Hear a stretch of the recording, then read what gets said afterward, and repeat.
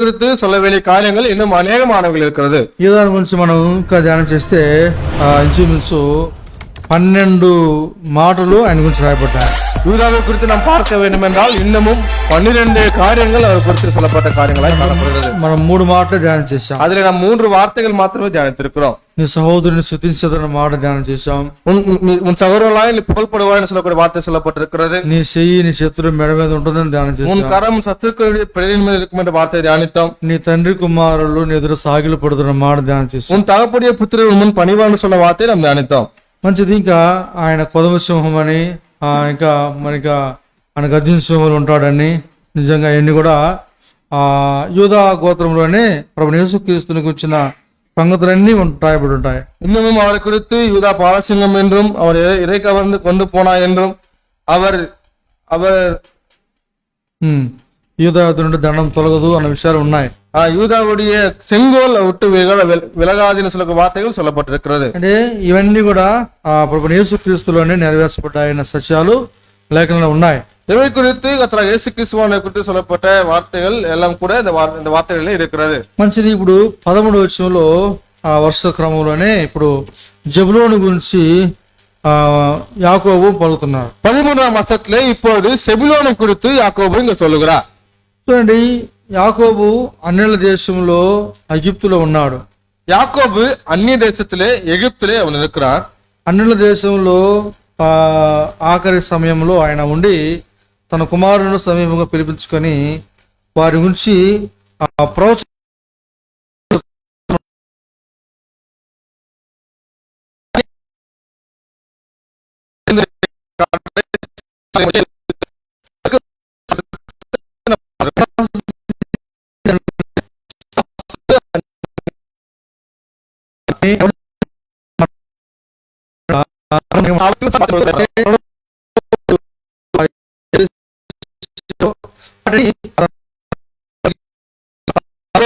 இருக்கிறாரோ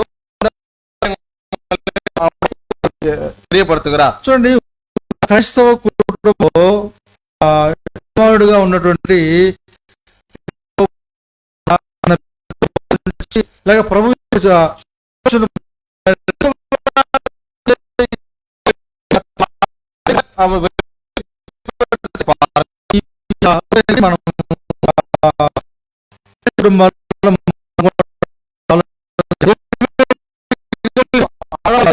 பார்க்க வேண்டியதா இருக்கிறோம். క్రైస్తవ కుటుంబంలో పిల్లలను దేవుడు ఎలాగూ అన్న విషయాలు కూడా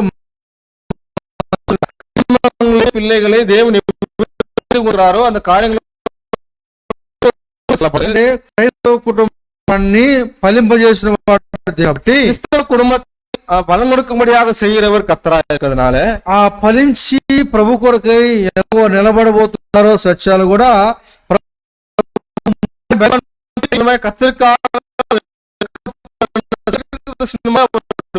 మనకి సంఘంలో కుటుంబాలకు ఉన్న కూడా మనం గమనించవచ్చు. பாருங்கள், உலகத்தில் உள்ள குடும்பங்களுக்கும் சபையில் உள்ள குடும்பங்களுக்கும் இருக்கக்கூடிய வித்தியாசத்தை கூட நம்மால பார்க்க முடியும். లోకములో కుటుంబాలు వారి పిల్లలకు ఆస్తులను పంచి ఇస్తుంటారండి. உலகத்தில் இருக்கக்கூடிய பிள்ளைகள் தாம் சம்பாதித்த ஆஸ்திகளை தம் பிள்ளைகளுக்கு பகிர்ந்து கொடுப்பார்கள். కానీ ఇప్పుడు యాకోబు మరి ఆయన చెప్పేటువంటి ప్రవచనం ఏంటంటే, ஆனால் நீங்க யாக்கோபு தான் சொல்லுகிற ஒரு தீர்க்கதரிசன வார்த்தைகள் என்னவென்றால் అస్థిరమైనటువంటి భూభాగాల గురించో స్థిరాస్తుల గురించో ఇక్కడ పలకలేదు. அசைக்கப்படுகிற இந்த பூமி குறித்தோ தனக்கு இருக்கக்கூடிய ஆஸ்திகளை குறித்தோ அவர்கள் சொல்லவில்லை. స్థిర నివాసం కొరకైనటువంటి ప్రణాళిక, ప్రభు యొక్క ప్రణాళిక ఏముందో జ్ఞాపకం చేస్తుంది. நிரந்தரமான நிவாசனத்தில் தேவனுடைய நிர்ணயம் என்னமா இருக்கிறதோ அதை ஞாபகப்படுத்துகிறார். నిత్యత్వం కొరకై దేవుళ్ళు సిద్ధపరచబో దేవుని ప్రణాళిక ఏంటో అన్న సత్యాన్ని చెప్తున్నాడు. నిత్యமான స్థలத்திற்காக దేవుడి నోకం என்னவா இருக்கிறதோ அதை పడుతుகிறாర్. అవే చేస్తూ அதுதான் நீங்க ஞாபகப்படுத்தி ఇప్పుడు జబులోను గురించి ఆయన ఎలా పడుతున్నాడు. இப்போது செபுలోனை குறித்து ஒரு వివరణமாய் சொல்லுகிறார். జబులోను సముద్రపు రేవున నివసించును, అతడు ఓడలకు రేవుగా ఉండును, అతని పొలిమేర సీదోను అని మార్చుస్తున్నాడు. செபுலோன் கடல் துறை அருகே குடியிருப்பான், அவன் கப்பல் துறைமுகமாய் అంటే జబులోను అంటే పేరునికి అర్థం ఏంటంటే నివాస స్థలము అని అర్థం. செபுலோன் என்ற பெயருக்கு அர்த்தம் என்னவென்றால் நிவாச ஸ்தலமாய் இருக்கிறது, అంటే స్థిరమైన అర్థం, உறுதியான ஸ்தலமாய் இருக்கிறது என்று அர்த்தமாய் இருக்கிறது. అందుకని ఇక్కడ ఏమంటే సముద్రపు రేవున నివసించును మార్చి వస్తుంది.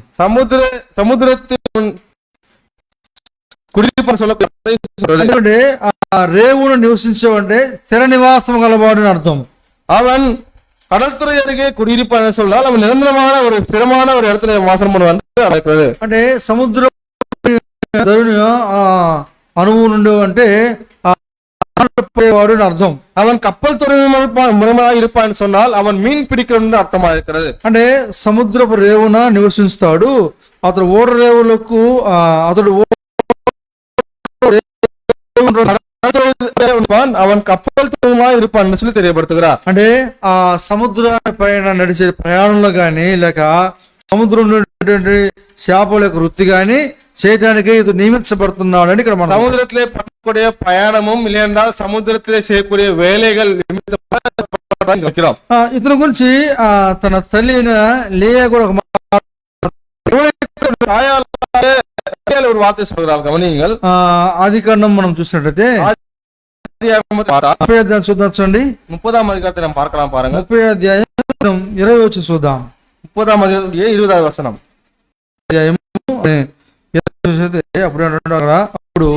అప్పుడు లేయా దేవుడు మంచి బహుమతి నాకు దయచేసను, నా పెనిమిటికి కని ఉన్నాను గనుక అతడికను నాతో అనుకొని అతనికి పేరు పెట్టును అని మనం చూస్తున్నా. அப்பொழுது லேயாள் தேவன் எனக்கு நல்ல ஈவை தந்தார் என்று சொல்லி அவனுக்கு செபிலோன் என்று பெயரிட்டாள் என்று வாசிக்கிறோம். అంటే ఇక్కడ ఎదురు 6వ కుమారుడుగా ఉన్నాడు చూస్తున్నాం. இவன் 6வது மகனாக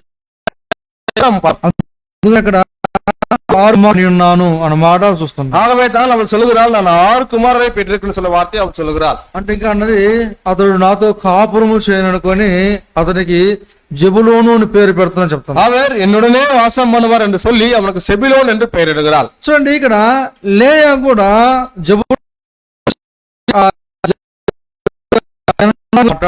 நேரம் கூட செபிலோனை குறித்தும்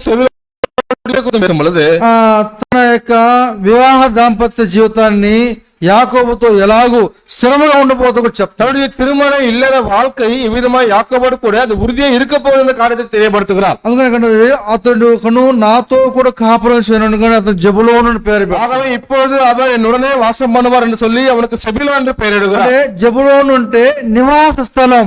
செபிலோன் என்று சொல்லும் போது నివాస స్థలమా అంటే స్థిరతకు చూపుతాం అంటే నాలుగు ఉறுதியை కాண்பிக்கிறது. అంటే అక్కడ ఉన్న పోరాటం ఏంటంటే లేయా రాహేలుకు యాకోబు కుటుంబం కాబట్టి పోరాటం என்றால் లేయా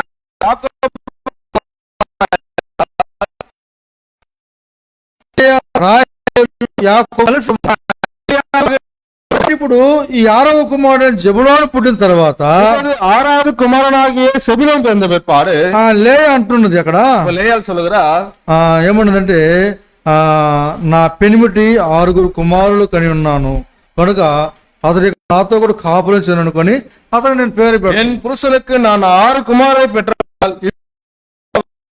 என்று சொல்லி அவனுக்கு செபுலோன் என்று பெயரிட்டார். అంటే స్థిర அப்படினால் உறுதியான வாசத்தலத்திற்கு நான் ஆயத்தப்பட்டிருக்கிறேன். ఒక తల్లిగా స్థిర నివాసం ఇతను బట్టి నాకు స్థిర నివాసం కూడా ఏర్పడతాం. ஒரு தாயாக இவன் நிமித்தமாக எனக்கு நிரந்தரமான வாசலம் கிடைக்கும் என்று நம்புகிறார். లేయా పలికే మాటల్లో కూడా ఆ ప్రోత్సాహం కనబడతాం. பாருங்கள், லேயா சொன்ன வார்த்தையும் கூட தீர்க்கதரிசனமாய் காணப்படுகிறது. యాకోబు కూడా ఆ ప్రోత్సాహాన్ని ఎత్తి ఇక్కడ జ్ఞాపకం చేస్తాడు. యాకోబు కూడా அந்த தீர்க்கதரிசன வார்த்தையை உயர்த்திய விதமாய் ஞாபகப்படுத்துகிறார். ఏమన్నాడు? సముద్రపు రేవును నివసించును. இதோ அவன் கடல் துறை அருகே வாசமாய் இருப்பான். అతడు ఓడలకు రేవుగా ఉండును. அவன் கப்பல் துறைமுகமாய் இருப்பான். అంటే తాను ఒక స్థిర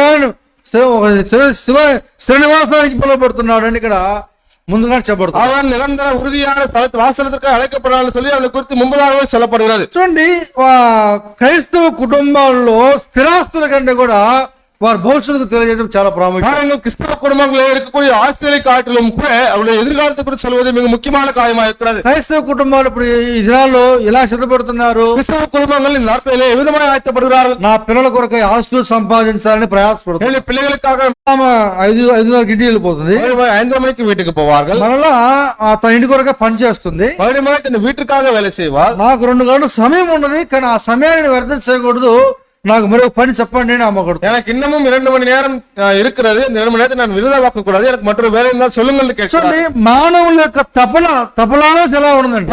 மனிதனுடைய அந்த வாஞ்சை இல்லைன்னா அவருடைய ஆசைகள் விதமா இருக்கிறது என்றால், నా సమయాన్ని నేను సంపాదన కొరకై ఇలాగ నేను ఖర్చు పెట్టాలని என்னுடைய நேரத்தை சம்பாத்தியத்திற்காக நான் செலவழிக்க வேண்டும் என்று துடிக்கிறார்கள்.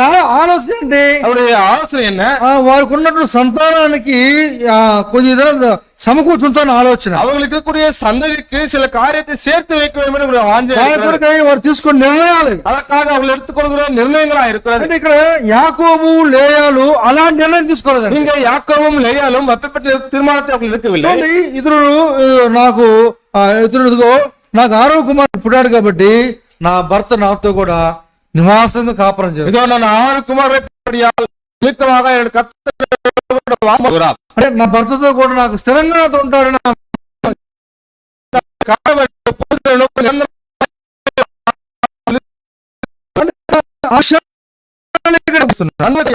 నివాస స్థలం కొరకై వారు నివాస స్థలத்துக்காக ప్రయాసపడుகிறார்கள். ఒక క్రైస్తవ కుటుంబముగా నివాస స్థలాన్ని కొరకై మనము సిద్ధపడాలి. ஒரு கிறிஸ்தவ குடும்பமாக நிவாச స్థలத்திற்காக நாம் ஆயத்தப்பட வேண்டியது. జబులోను గోత్రము ఇశ్రాయేలు దేశంలో ఉత్తర భాగాన వారికి ఇవ్వబడిన ప్రదేశం అది. செபுலோன் தேசமான செபுலோனுக்கு அவருக்கு கொடுக்கப்பட்ட எல்லைகள் வடக்கு பக்கமாய் கொடுக்கப்பட்ட எல்லைகளாய் காணப்படுகிறது. ఇశ్రాయేలు దేశానికి ఉత్తర భాగాన సీదోను దగ్గర ఉన్న సముద్ర తీరాన వారికి స్వాస్థ్యం ఇవ్వబడ్డాయి. இஸ்ரவேல் தேசத்துக்கு பக்கத்துல வடக்கு அவருக்கு எல்லைகளாக கொடுக்கப்பட்டது. சென்றோமானா 10-16 వరకు దాని వివరణ ఉంటుందండి. 10వ నుండి அந்த వార్తகள் వివరమాలు சொல்லப்பட்டிருக்கு. ఇప్పుడు యాకోబు పలికేటువంటి ప్రవచనాలు యెహోషువ గ్రంథంలో ఆ స్థలాలు అంటే ఆ ఉత్తర ప్రదేశంలో యెబూలూనుకి వారికి స్వాస్థ్యం ఇవ్వబడ్డాయి. யாக்கோபு இங்க தீர்க்கதரிசனமாய் சொல்லப்பட்ட வார்த்தைகள் யோசுவாவின் புத்தகத்திலே அந்த சீதோன் இடத்திலே செபுலோனுக்கு கொடுக்கப்பட்ட வாசஸ்தலங்கள் அங்க சொல்லப்பட்டிருக்கிறது. మంచిది. కాబట్టి ఇక్కడ నివాస స్థలాలు కొరకై వారు ప్రవచిస్తున్నారు. அவர்கள் தங்களுடைய நிவாசத்திற்காக அவர் இந்த தீர்க்கதரிசன வார்த்தைகளை అంటే లేయా పలికే మాటలలో నివాసంగా నా భర్త నాతో ఉండబోతున్నాడు. లేయల్ சொன்ன வார்த்தைகளிலே என்னுடைய புருஷன் கூட நிரந்தரமாய் வாசம் பண்ண போகிறார். నాతో కూడా నిలబడబోతున్నాడు. என்னோட கூட அவன் நிற்க போகிறான். అతను నాతో కూడా కాపురం చేయను. அவன் என்னோட கூட அவன் வாசம் பண்ணுவான். నాతో కూడా కాపురం చేస్తాడు. వాసం నాకు సొంతమైన వాడే అన్నట్టుగా ఆమె అక్కడ ప్రవచనం చెప్తాడు. వార్తలే తిరగ నిర్ణయాలు ఉండంటే ஒரு குமார் కుటుంబాన్ని స్థిరపరచుకుంటున్నారు. அவருடைய குடும்பத்தை அவர்கள் உறுதிப்படுத்திக் கொள்கிறார்கள். వాళ్ళు ఉన్నట్టు పోరాడు మర్చిపోయి వాళ్ళు ఎలాగ కాపురం చేయబోతున్నామని அவர்களுக்குள்ள இருக்கக்கூடிய போராட்டத்தை அவர்கள் மறந்து விடுந்து அவர்கள் விதமாய் வாசம் பண்ண போகிறார் சில காரியத்தை அவர்கள் ஆலோசிக்கிறார்கள். అంటే నాతో కూడా నాకు కాపురం చేస్తాడు నా భర్త, இப்பொழுது அவர் என்னோட வாசம் பண்ணுவார் என்று சொல்லுகிறார். అంటే ఆ మాటనే ఇప్పుడు యాకోబు విரும்புகிறார். తండ్రి స్థానంలో కుమారుని యొక్క భవిష్యత్తులో ఇలా నివాస స్థలం ఇవ్వబోతున్నాను చెప్తున్నారు. తగపడి స్థలத்திலே కుమారునికి విధమైన వాసస్థలத்தை கொடுக்கப்படுவதிலே తండ్రి బయలుపరిచిన ప్రవచనాన్ని చెప్తున్నారు. வெளிப்படுத்தின தீர்க்கதரிசன வார்த்தைகளை சொல்லுகிறார்கள். అంటే తాను ఆ రేవున తాను స్థిరపడిన వాడండి. ఆ రేవులో ఉన్న వ్యాపారంలో ధన సముద్ర గలవుతాడని చెప్తాను. அவன் கடல் தொடங்கிய குடியிருந்து அந்த வியாபார ரீதியாக அது கடலை கொண்டு அவன் வளர்ச்சி నోట పలికేటి మాటలే వారి జీవితాలు ఫలించాయి. அவர்கள் தம்முடைய வாயினால சொன்ன வார்த்தைகள் தான் அவர்களுடைய வாழ்க்கையில அது பலித்து பெருகினார்கள். అంటే ఇక్కడ యాకోబు పిల్లలకు దీవెనకరమైన యాకోబు சொன்ன వార్తகள் తమ్ముడి పిల్లలకు అది ఆశీర్వాదకరമായി இருந்தது. అలాగే ప్రియమైనవారా, మనం కూడా మన పిల్లలకు ఆశీర్వాదకరమైనటువంటి ప్రవచనాలు బోధించే వరకు ఉండాలి. நாமும் கூட நம்முடைய பிள்ளைகளுக்கு ஆசீர்வாத ரீதியான தீர்க்கதரிசன ఈ గురించి మనం న్యాయాధిపతుల గ్రంథం వెళ్ళినట్లయితే இன்னமும் கூட இதை குறித்து நியாயாதிபதி புத்தகத்தை వారు ఎలాగూ వారు మంచి పనివారిగా ఉన్నారో వారి గురించి చెప్పబడుతున్నారు. அவர்கள் எவ்விதமாய் நல்ல வேலை செய்யக்குள்ள இருக்கிறார்களோ அவங்களை குறித்து సరే, சொல்லப்பட்ட మనకున్న చిన్న సమయంలో మనము కొన్ని ధ్యానం చేసుకుని వెళ్దాం. நமக்கு இருக்கக்கூடிய சிறிய நேரத்தில் செல்லலாம். న్యాయపతి గ్రంథం చూసినట్లయితే న్యాయాధిపతుల పుస్తకం பார்த்தோமானால் 5వ అధ్యాయం 5వ அதிகாரம் 14, 15, 16 చదువుకుందాం. 14, 15, 16 వచనాలని நாம் வாசிக்கலாம். 14, 15 చదువుకుందాం. 14, 15 వచనాలని వాసిக்கலாம். అమాలేకీయులలో కాపురమున్న ఎఫ్రామీయులను నీ తరువాత உன் ஜனங்களுக்குள்ளே பென்யாமின் மனுஷர் உனக்கு பின் சென்றார்கள். மாகிலிருந்து அதிபதிகளும் செபுலோனிலிருந்து ఆరాకు జెబులూనీయులను నఫ్తాలీయులను కేదేశునకును పిలిపించినప్పుడు 10,000 మంది మనుషులను అతడి వెంట వెళ్ళేమని చూస్తున్నాం. அப்பொழுது பாராக் செபுலோன் மனுஷரையும் நப்தலி மனுஷரையும் கேதேசுக்கு வரவழைத்து தன்னை பின் செல்லும் 10,000 பேரோட போனான். దెబొరాலும் அவனுடனே கூட పోనాల్. చూడండి, ఇక్కడ ఈ న్యాయాధిపతుల కాలంలో దెబోరా యొక్క పరిపాలనలో వారు భారముగా పనిచేసేవారు కనబడుతున్నారు. பாருங்கள், நியாயபதிகளே దెబొరాவுடைய ஆளுகையிலே விதமாய் பாரமா வேலை செய்தல் சொல்லப்பட்டிருக்கிறது. దెబోరా యొక్క పరిపాలన కాలంలో యుద్ధ సమయంలో వీరు జెబులోనీయులు వెళ్లి వారు సహాయపడ్డవారుగా చూస్తున్నారు. దెబొరాలుடைய ఆளுகை కాలத்திலே యుద్ధத்திற்கு ఇవர்கள் சென்று ఉదవి செய்ததை நாம் பார்க்கிறோம். అలాగే ఇక్కడ ఈ న్యాయపతుల గ్రంథంలో 5వ అధ్యాయం అంతా మనం ధ్యానం చేస్తే న్యాయపతిಗಳ పుస్తకத்திலே 5వ அதிகாரம் முழுவதும் ధ్యానిద్దామనా. 4వ అధ్యాయంలో వారు సహాయపడ్డారు యుద్ధంలో. 4 அதிகாரங்களிலே அவர்கள் యుద్ధத்திலே ఉదవి செய்தார்கள். వారు రక్షణ కొరకై పోరాడేవారుగా జెబులోనీయులు కనపడతారు. அவர்கள் ரட்சிப்பிற்காக போராடியவர்களாய் செபுலோனியர்கள் காணப்படுகிறார்கள். దెబోరా కాలంలో వారు కీర్తన పాడిన వారుగా చూస్తారు. దెబొరాவுடைய కాలంలో அவர்கள் కీర్తనం పాడినதாக நாம் பார்க்கிறோம். వారి అధిపతులను నియమించి వారు సంతోషంగా స్థిరపడిన వారుగా చూస్తున్నారు. அவர்கள் அதிபதிகளை நியமித்து சந்தோஷமாய் உறுதிப்பட்டவர்களாக இருக்கிறார்கள். అంటే దెబోరా పరిపాలన కాలంలో వారు గీతం ఎత్తి పాడి వారిని సంతోషపరిచేవారు కనపడుతుంది. దెబొరాவுடைய ఆளுகையிலே அவர்கள் కీర్తనం பண்ணி ఉయర్த்தி அவர்களை சந்தோஷப்படுத்துவதை நாம் பார்க்கிறோம். అందుకని ఇక్కడ 14వ వచనంలో అంటారు, జెబులోనీయులు నాయకత్వం వహించు వారు వచ్చేమో చూస్తుంటాం. సెబులోనుடைய 14వ వచనం, செபிலோனிலிருந்து எழுதுகோல் பிடிக்கிறவர்களும் இறங்கி வந்தார்கள். అంటే వారి నాయకత్వం వహించి వచ్చి వారితో కూడా సహకరించిన அவர்கள் அதிபதிகளா இருந்து இறங்கி வந்தார்கள்.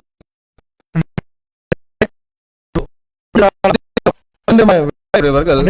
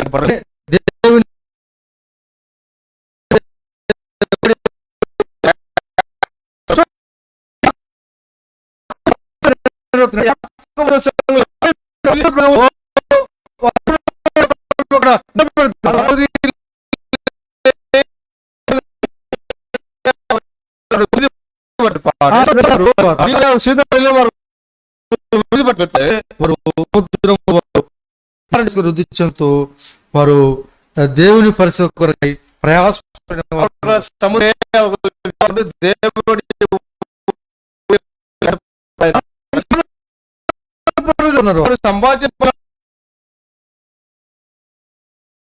యుద్ధ వీరులతో కూడా అంటే వారికి సహాయపడే వారిగా ఉన్నారు. ఇప్పుడు యుద్ధ వీరులకు ఉదవి செய்கிறவர்களாய் இருக்கிறார்கள். అంటే అన్ని జనుల మధ్య నుండి తన ప్రజలకు విమోచన కొరకై ప్రయాసపడిన వారికి చూస్తారు. అన్ని జనங்களுக்கு తమ జనங்களுடைய மீட்பிற்காக பிரயாசப்பட்டவர்களாய் இருக்கிறார்கள். నాయకత్వం అంతా వహించేవారుగా వారు వచ్చి ஆகவேதான் அவர்கள் எழுதுகோலை பிடித்துக் கொண்டு இறங்கி வந்தார்கள். అదే 17వ చూసినట్టే అదే అధికారం 15వ వస్తే పార్తా 17వ చూసినట్టే గిలాదు యోర్దాను వద్ద నిలిచెను. దానియులను ఓడ దగ్గర అసూరీయులను సముద్రమున తన ఆఖాతాము వద్దకు వెళ్ళి జెబూలూనీయులు మరణ భయం లేక ప్రాణము తప్పించుకున్న జనము నఫ్తాలీల భూమి మెటల మీద ప్రాణము తృణీకరించింది చూస్తుంటాం. யோர்தானுக்கு அக்கறையில இருந்து விட்டார்கள். ஆண் மனுஷர் கப்பல்களில் தங்கியிருந்ததென்ன, ஆசேர் மனுஷன் கடற்கரையில் தங்கி தங்கள் குடாக்க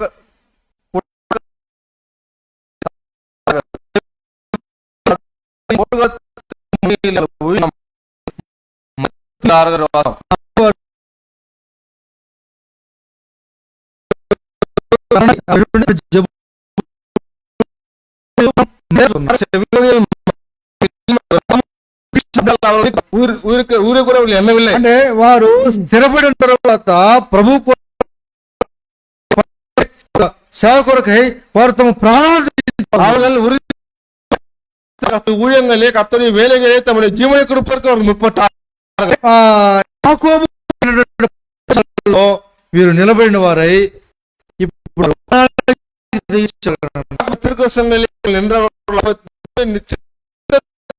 అందుకనే వారు அவர்கள் ஆயத்தப்பட்டவர்களாய் காணப்படுகிறார்கள். వారు తల్లులుగా పలికేట ప్రవచనాలు సిద్ధపడ్డారు మనం చూస్తున్నాం. அவர்கள் பெற்றோர்களாய் அவர் உரைத்த அவர் யுத்தத்திற்காக ஆகிறார்கள். జెబూలూనీయులు వారు యుద్ధం చేసేవారండి. ఆ దెబోరా செபுலோனியர்கள் அவர் யுத்தம் செய்யக்கூடாது இருந்து அவர்களுக்கு உதவி செய்தார். 5వ-13వ చూస్తే 12వ చూసినట్టయితే 13వ గమనితా వారి గురించి ఇలా చెప్పబడతాం చూడండి.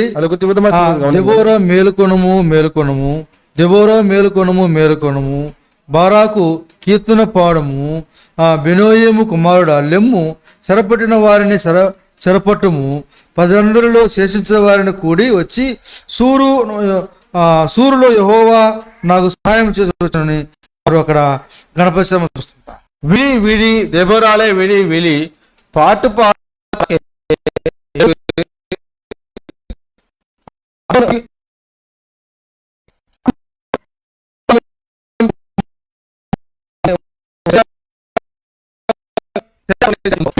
ఆక్రమశాల మేల్ ఆలుగై తందని சொல்லுகிறார். అంటే ఇక్కడ వారు కీర్తన పాడేవారు. దెబోరా బలముగా కనపడ్డారు.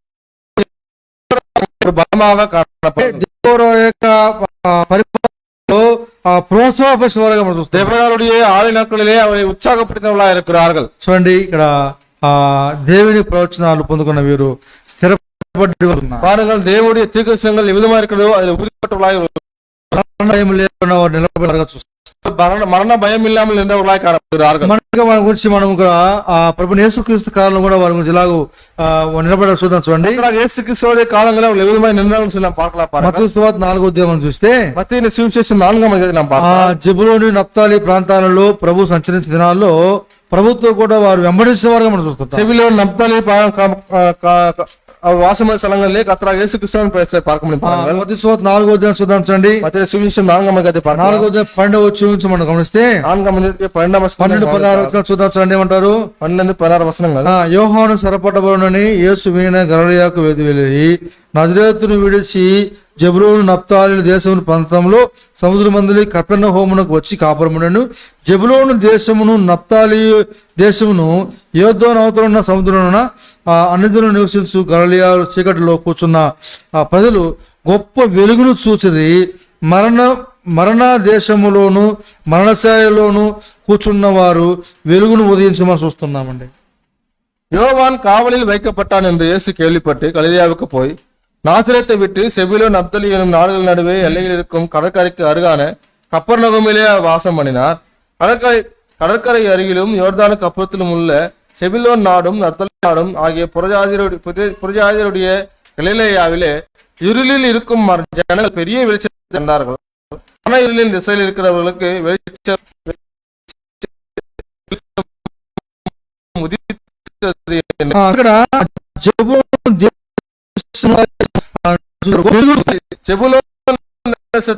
నాடும் నప్తలి నాடும் పెరిగి வெளிச்சத்தை మరణ ప్రదేశము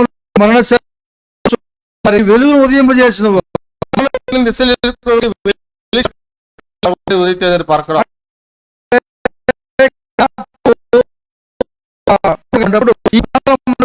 ముందు సంచరించడం చూస్తాం. இயேசுவானவர் உயிர்த்து நிமித்தமாக செல்வது இந்த ஒரு பகுதியை அவர் பிரவேசித்ததை நாம் பார்க்கிறோம். అంటే ఇక్కడ జెబూలూను నఫ్తాలి దేశం ద్వారా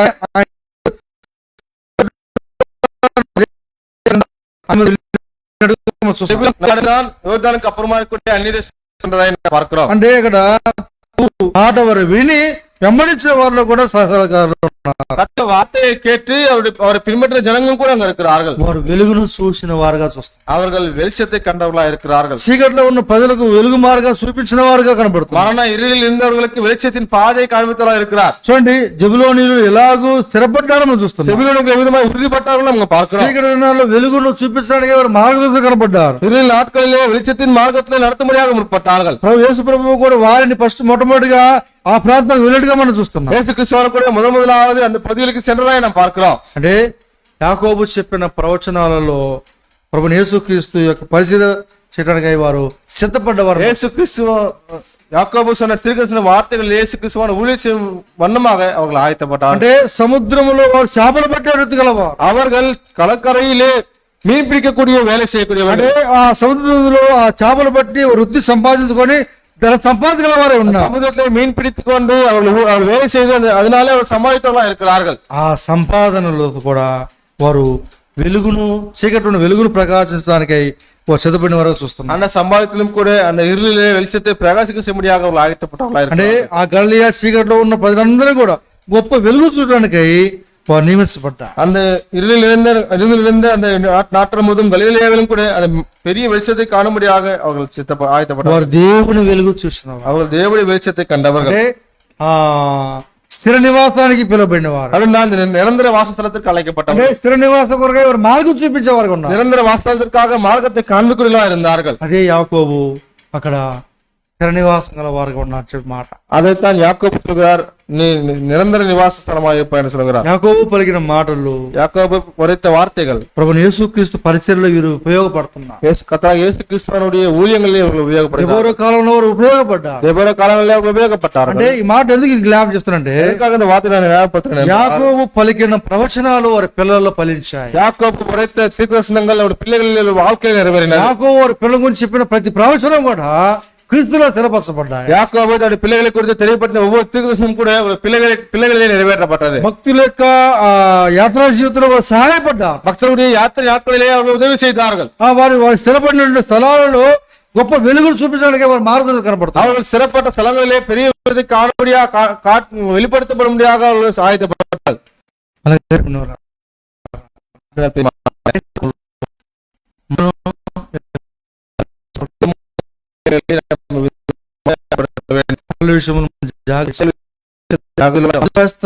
మనం పక్కన పెడదాం. நாம் எதை சம்பாதிக்கிறோமோ அதை பக்கத்துல வைத்து விடலாம். ఏది కావాలనో அது என்ன வேணுமோ கர்த்தருக்கு தெரியும். కాబట్టి మనము మన పిల్లలకు నోట వారుగా வாயினால அறிக்கிறவர்களாய் நாம் யாக்கோபை குறித்து பார்த்தோம். లే అంటుంది నా భర్త నాతో కాపురం చేస్తాం. லேயாள் சொல்கிறாள், என் புருஷனோடு கூட வாசம் பண்ணுவான்னு నేను சொல்லுகிறார். 6వ కుమారుడిగా జబులోని కన్నాను. நான் 6வது செவிலோனை பெற்றெடுத்தேன். అతను నాతో కూడా కాపురం చేస్తాడు. என்னோட வாசமா இருப்பான்னு சொல்லுகிறார். అతను నాకు స్థిరంగా ఉంటాడు. இருப்பான். బాగా మంచి తీర్మానంతో మాట్లాడతాడు. ஒரு மனைவியாக நல்ல திருமணத்தில் கூட அவள் இந்த பேச்சை అది యాకోబు అయితే ఈ లోకాన్ని విడుస్తూ అంటున్నాడు. யாக்கோபு இந்த உலகத்தை விடும்போது சொல்லுகிறார், జబులోను సముద్ర తీరంలో ఒకడు మంచి వ్యాపారం చేసేవాడు అవుతాడు. செபிலோன் கடல் துறை அருகே நல்ல வியாபாரம் பண்ணக்கூடியவனாகும். మంచి పనివాడు అవుతాడు. நல்ல வேலை செய்யக்கூடியவனாகும். ఆ సముద్ర వాడు వ్యాపారం చెందుతాడు. அந்த கடல் ஓரத்தில் நல்ல விருத்தி அடைவான். అతని యొక్క వృత్తి చేపలు పట్టేవాడు. அவனுடைய வேலை மீன் பிடிக்கக்கூடியவனாக இருக்கிறான். అంటే మనుషులు పట్టే జాలలుగా ప్రభు ఇక్కడ చేస్తున్నాడు. அப்படின்னா மனிதனை பிடிக்கக்கூடிய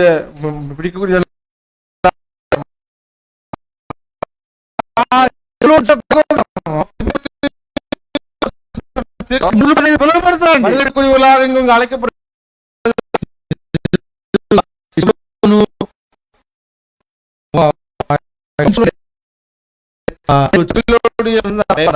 ఆయన ఏర్పాటు చేసిన 12 మంది శిశువులలో ఈ జబులోని గోత్రం కూడా ఒకటి ఉందండి.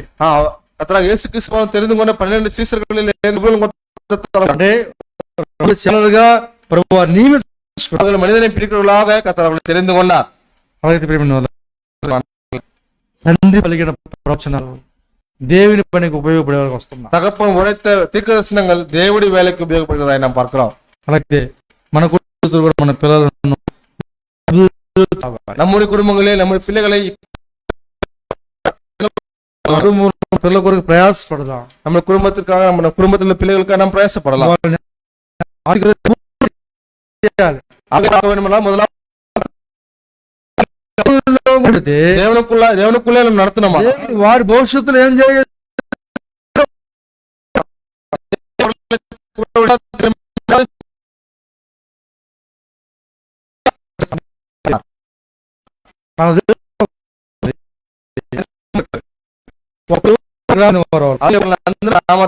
టీచర్ గా ఉండి ఒంగోలులో ఉద్యోగం చేశారు.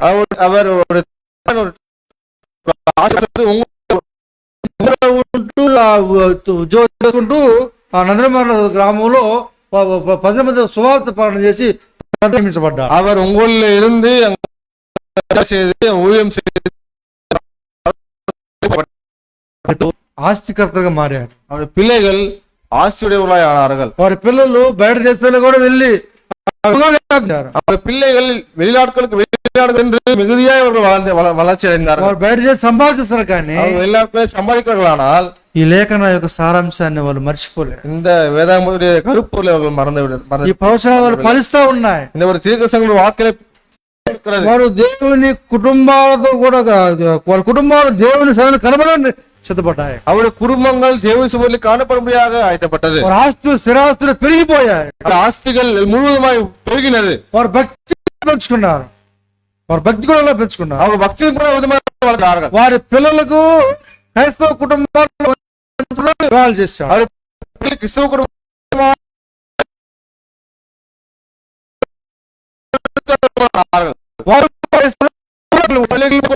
கொடுத்தார். అందరూ సేవ చేసేవారు. எல்லாருமே ஊழியம் செய்யக்கூடியவர்களாய் நடத்தினார். సంవత్సరానికి ఒక పర్యాయం వారు ఆంధ్రాకు వచ్చి వారు సంచరించిన ప్రాంతాలు ஒரு முறை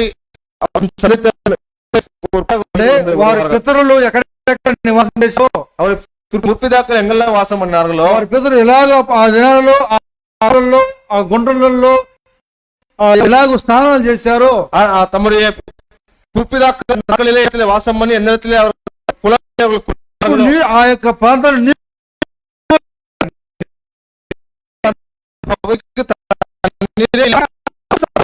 పిల్లలకు చూపిస్తా ఉన్నారు. పిల్లகளுக்கும் அதை காண்பிக்கிறார்கள்.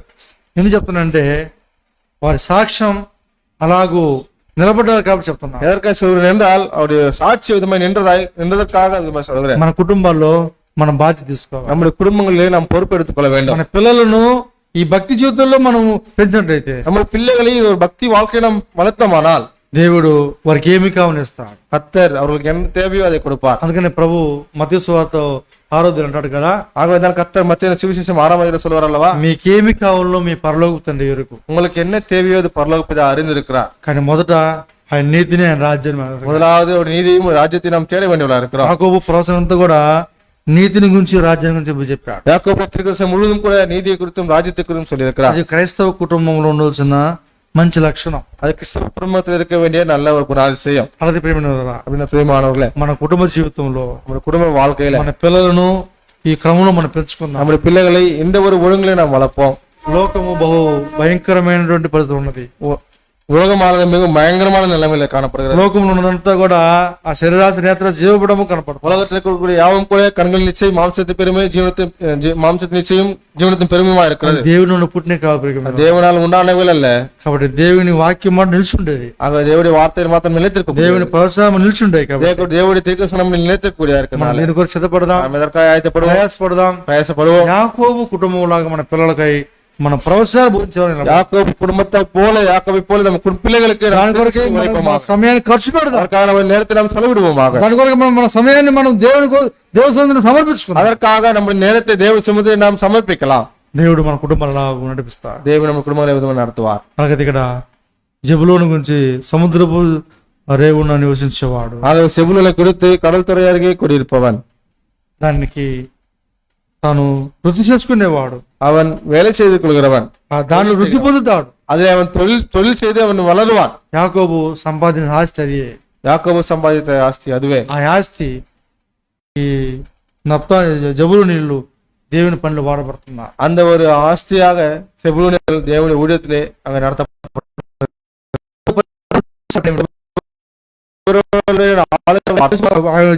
కూడా వారి దగ్గరనే ఒక పరిస్థితి ప్రారంభిస్తున్నారు. இயேசு கிறிஸ்துவான அவருடைய ஊழிய நாட்களிலே அங்கிருந்துதான் ஆரம்பித்ததை நாம் பார்க்கிறோம். దేవుడు పలికించిన ప్రవచనం ప్రభు యేసుక్రీస్తులో వారు నిలబడటానికి ఒక మంచి మార్గం కనబడతాం. தேவன் உரைத்த அந்த ஸ்ரீகிருஷ்ண வார்த்தைகள் கர்த்தர் இயேசு கிறிஸ்துவானவர் அந்த இடத்தில் நிற்கும்படியாக நல்ல ஒரு பாத்திரமாக உபயோகப்படுத்தப்பட்டார். యాకోబు లేడు, யாக்கோபு இல்லை, జబులూను లేడు, செபுலோனும் இல்லை, జబులూను గోత్రం ఉన్నది. செபுலோனுடைய கோத்திரம் இருக்கிறது. యాకోబు నోట పలికించిన ప్రవచనాలు ఫలించాయి. யாக்கோபு வாயினாலே சொல்லப்பட்ட தீர்க்கதரிசனங்கள் அங்க பலன் கொடுத்தது. ఇది వాస్తవిక సత్యం. இது உண்மையான சத்தியமா దీన్ని இருக்கிறது. మనం గ్రహించాలి. இதை நாம் உணர வேண்டும். వాళ్ళకి ప్రియమైన వారులారా, அதன் பிரியமானவர்களே, మనము ఈ పరిశ్రమ కొరకే మనం సిద్ధపడదాం. இந்த ஒரு தீர்க்கதரிசனத்திற்காக நாம் ஆயத்தப்படுவோம். యాకోబు వలె మనము మన పిల్లలను అలాంటి ప్రవచనాలకు బోధించేవారుగా ఆస్తిగతం చేద్దాం. யாக்கோபை போல நம்ம பிள்ளைகளுக்கு தீர்க்கதரிசன வார்த்தைகளை உபதேசிக்கிறவர்களாக நல்ல ஆசீர்வாதங்களை நாம் மாற்றுவோமாக. అలా చేయటకై పరిశుద్ధాత్మను నడిపించుగాక. விதமாக செய்யும்படியாக பரிசுத்த நினைத்தவராக దేవుడు ఈ లేఖనమును దీవించుగాక. தேவன் இந்த வார்த்தைகளை நமக்கு ஆசீர்வாதம் தருவார். విజయ ప్రార్థన చేస్తాడు. விஜய் ஜெபிப்பார். తర్వాత మనము ప్రత్యేక కానుకను సమర్పించుకుందాం. பிற்பாடு நம்ம பிரத்யேகமான காணிக்கையை நாம் செலுத்துவோம்.